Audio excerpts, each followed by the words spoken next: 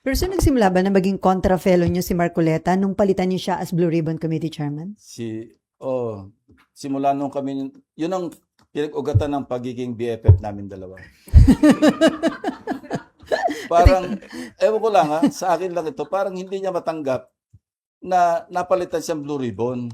Kasi alam nyo, nung nagpo-form kami sana, nasa minority kami noon, kami 5. Senator Soto, Senator Lawrence, Senator Mix, Senator Risa, and ako.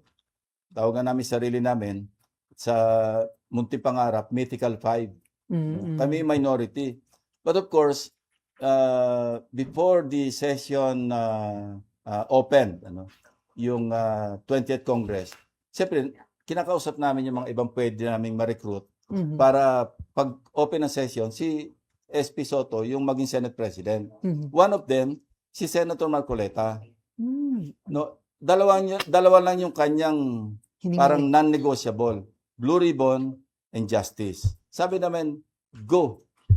Okay. Kung makukuha ni Senate President, that's yours. Kaya ko lang naman ako sabihin natin na nag-speculate na baka yun ang sama ng loob niya.